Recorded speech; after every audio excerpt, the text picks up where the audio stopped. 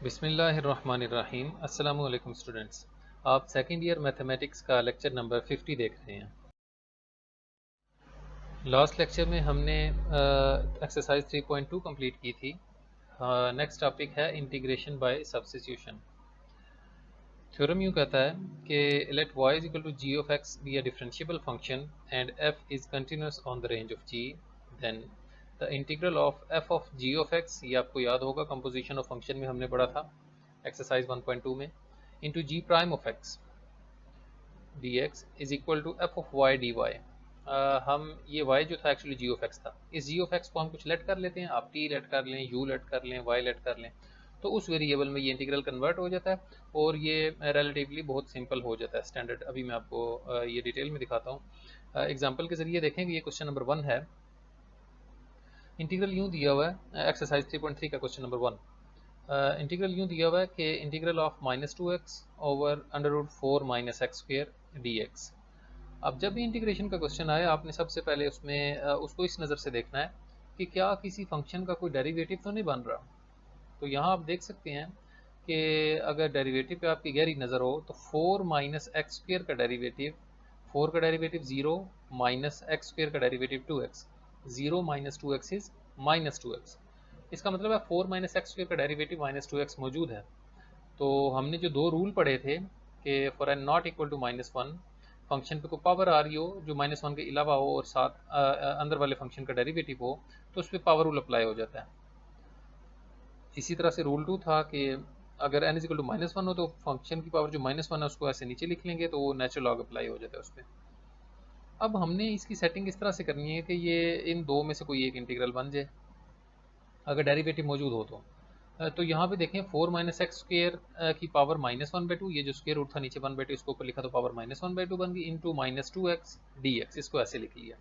अब इसको कंपेयर करें थ्योरम के साथ, ये हमारा अंदर जो 4 - x स्क्वेयर लिखा हुआ है उसका डेरिवेटिव यहाँ मौजूद है ना, तो यही सूरत हाल यहाँ पे भी थी कि g ऑफ x का डेरिवेटिव यहाँ मौजूद होना चाहिए।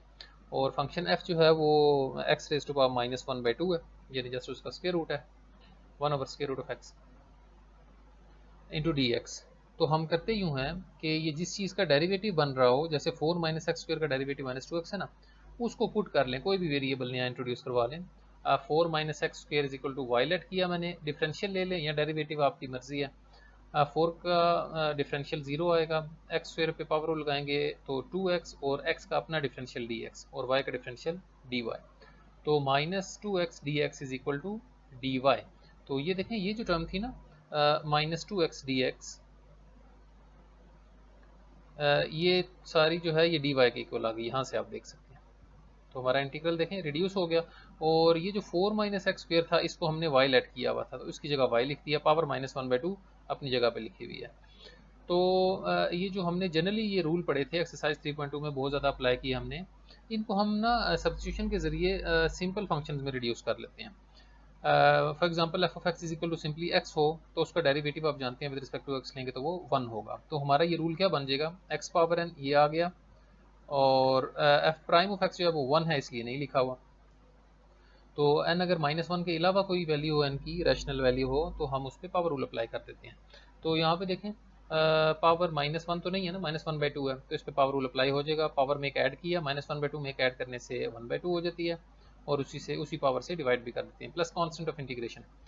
और y पावर 1/2 को स्क्वायर रूट ऑफ y लिख लिया, और ये जो 1/2 डिवाइड हो रहा था ऊपर आके 2 मल्टीप्लाई हो गया।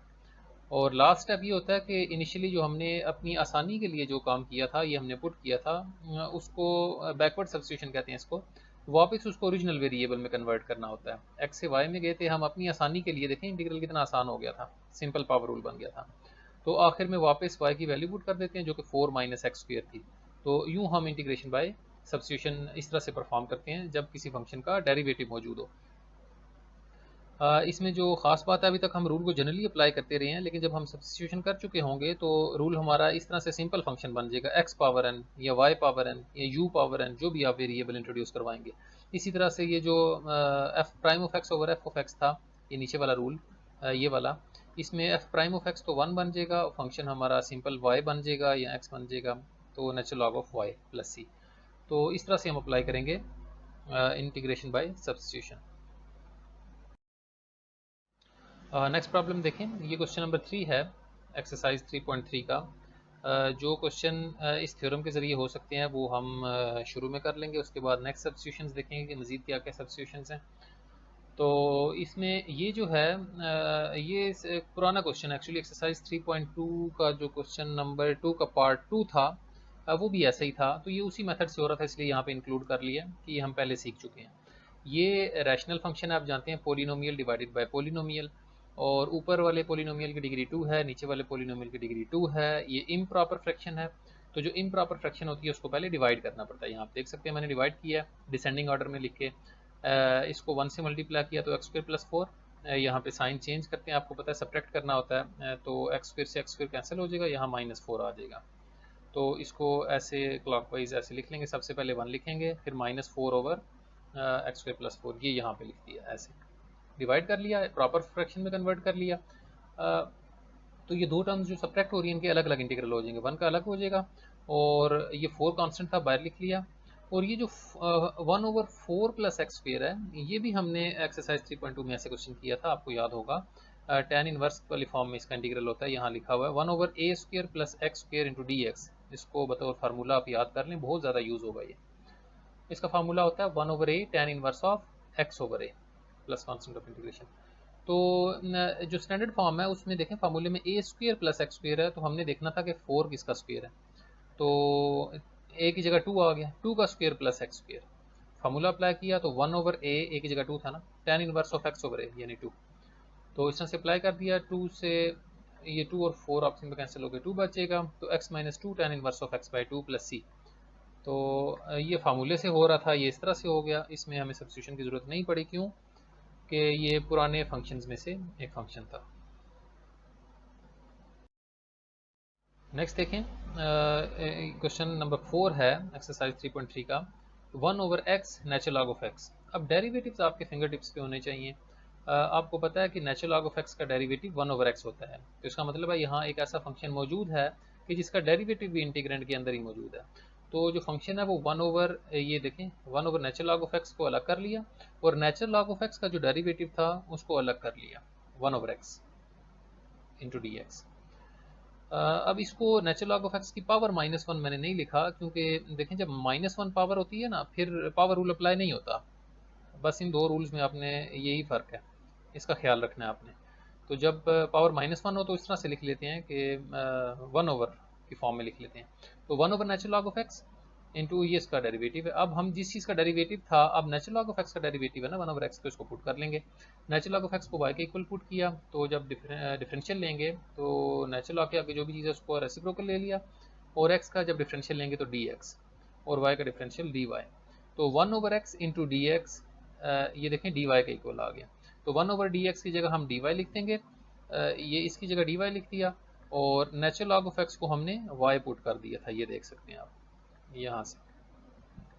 तो अब देखें कितना इजी इंटीग्रल बन गया, 1/y dy।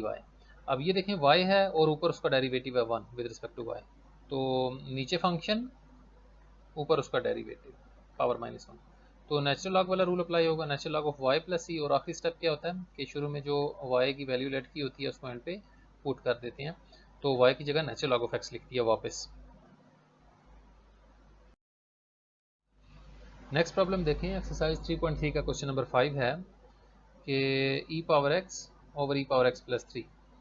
तो एक्सरसाइज 2.6 में हमने पढ़ा था कि e⁻x का डेरिवेटिव e⁻x होता है, और 3 जो है वो आप जानते हैं उसका कांस्टेंट का डेरिवेटिव 0 होता है। यानी यहाँ पे भी e⁻x प्लस 3 का डेरिवेटिव ये ऊपर मौजूद है, यानी रूल 2 अप्लाई हो रहा है, क्योंकि e⁻x प्लस 3 पे पावर नहीं आ रही, यानी अगर इसको ऊपर शिफ्ट किया जाए तो इसकी पावर -1 बनेगी, ये वाला रूल अप्लाई होगा। तो हम क्या करते हैं, 1/e⁻x प्लस 3 को अलग कर लेते हैं, और जो डेरिवेटिव बन रहा है उसको dx के साथ लिख लेते हैं। तो जिस चीज़ का डेरिवेटिव बन रहा होता है उसको पुट कर लेते हैं, e⁻x प्लस 3 को पुट कर लिया y, तो जब डिफरेंशियल लेंगे e⁻x का e⁻x ही आएगा, और पावर का डिफरेंशियल dx, कांस्टेंट का 0 और y का dy। तो e⁻dx जो है वो e⁻x dx जो है वो dy के बराबर आ गया।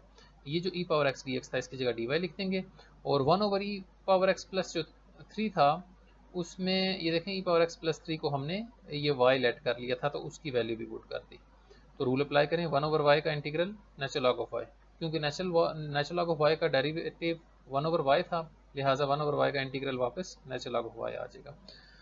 और लास्ट स्टेप आप जानते हैं कि y की जगह वही ओरिजिनल वैल्यू पुट कर देंगे जो शुरू में हमने यूज़ की थी, plus constant of integration. Next देखें, ये है क्वेश्चन नंबर 6 एक्सरसाइज 3.3 का। इसमें ये फिर फंक्शन इस तरह से दिया गया है x plus b over x square plus 2bx plus c raised to power 1/2। इससे मिलता जुलता प्रॉब्लम हमने एक्सरसाइज 3.2 में भी किया था, यहाँ हम सब्स्टिट्यूशन के ज़रिए करेंगे। तो देखें x square plus 2bx plus c, इसकी पावर ज़्यादा है, डेरिवेटिव लेने से आप जानते हैं कि पावर कम होती है, तो हम इसको चेक करते हैं कि इसका डेरिवेटिव क्या बनता है, शायद ये इसके करीब करीब बन जाए। तो आप जानते हैं कि x square plus 2bx plus c, ये इसको अगर हम इसका डेरिवेटिव अगर लें तो एक्स स्क्वायर का डेरिवेटिव 2x, ये आप देख सकते हैं, और 2b तो कांस्टेंट है, बाहर आएगा, एक्स का डेरिवेटिव 1 और कांस्टेंट का डेरिवेटिव 0, यानी 2x प्लस 2b ये इसका डेरिवेटिव बनेगा। ऊपर 2 की कमी है, इसको सॉल्व करने के दो तरीके हैं, या तो यहीं पे आप 2 से डिवाइड और मल्टीप्लाई करके फिर पुट कर लें, या दूसरा तरीका ये है कि जिस तरह से दिया, अगर कांस्टेंट की कोई कमी है तो उससे कोई फ़र्क नहीं पड़ता, वो वहाँ कवर हो जाती है सब्स्टिट्यूशन में। अभी देखें, x square plus 2bx plus c को हमने y के इक्वलेंट किया, जब डिफरेंशियल लिया तो एक्स स्क्वायर का 2x और x का dx, 2b कांस्टेंट था, 12 x का dx और कांस्टेंट का 0, तो इनमें से dx कॉमन ले लिया, 2b कॉमन था, तो हमारे पास देखें जब हमने इसको ओरिजिनल शेप में लिखा था, ये नीचे जो फंक्शन है इसकी पावर 1/2 थी, ऊपर लिखेंगे तो -1/2 into x plus b d x, क्योंकि जो पावर आ रही है वो -1 नहीं है, इसलिए इसको ऐसे पावर रूल वाले फॉर्म में लिख दिया, जो रूल 1 होता था हमारे जनरल फॉर्म में। तो x plus b into d x की वैल्यू मुझे चाहिए, तो x plus b into d x की वैल्यू निकालने के लिए मैंने ये देखें 2 को कॉमन ले लिया, तो 2 इधर मल्टीप्लाई हो रहा था, उस साइड पे जाके डिवाइड हो जाएगा। इस 2 की बात कर रहा था कि इसको आप शुरू में मल्टीप्लाई डिवाइड कर सकते हैं, फिर यहाँ पे नज़र नहीं आएगा आपको, या फिर अगर डायरेक्टली पुट कर देते हैं तो इसको डी वाई के साथ लिख लें, इसमें कोई इतने इशू की बात नहीं है। तो किया यूँ कि ये x square plus 2bx plus c की जगह ये देखें y लिख दिया जो हमने पुट किया था, और ये 1/2 नेक्स्ट स्टेप में बाहर ले जाएं, अभी इसी के साथ लिखें कि x plus b into d x जो है उसकी वैल्यू आई थी 1/2 dy, यानी यहाँ पे 1/2 भी है, 1/2 इंटू डी वाई, 1/2 कॉन्स्टेंट था, उसको ऐसे बाहर शिफ्ट कर दिया नेक्स्ट स्टेप में, और इस पे पावर रूल अप्लाई कर दिया, इसकी पावर में एक ऐड कर दिया और उसी से डिवाइड भी कर दिया, तो y की पावर 1/2 ओवर 1/2, बाहर वाला 1/2 अपनी जगह पे लिखा हुआ है, उससे ये कैंसिल हो जाएगा, प्लस c1, ये कांस्टेंट c1 इसलिए ऐड किया है क्योंकि जो इंटीग्रेंट है उसमें c ऑलरेडी मौजूद है, तो फिर मिक्स हो जाएगा, पता नहीं चलेगा कि वो c कौन सा था और कांस्टेंट ऑफ इंटीग्रेशन कौन सा था, इसलिए डिफरेंट कर दिया। d लिख लें, आपकी मर्जी है, तो y पावर 1/2 को स्क्वायर रूट ऑफ y लिख दिया प्लस c1, और लास्ट स्टेप आप जानते हैं कि y की जगह उसकी ओरिजिनल वैल्यू पुट कर देते हैं जो हम शुरू में सब्स्टिट्यूशन में पुट की थी। नेक्स्ट प्रॉब्लम देखें, ये क्वेश्चन नंबर 7 है एक्सरसाइज 3.3 का, कि second square x over under root tan x। अब आप जानते हैं कि tan x का डेरिवेटिव सेकंड स्क्वायर एक्स होता है, लेकिन एक मसला है, यहाँ पे आप गलती भी करते हैं, आपने ये रूल 2 बस इसी तरह से याद किया होता है कि नीचे फंक्शन और ऊपर डेरिवेटिव, ये बात नहीं है, बात ये है कि पावर -1 हो तो फिर ये रूल अप्लाई होगा।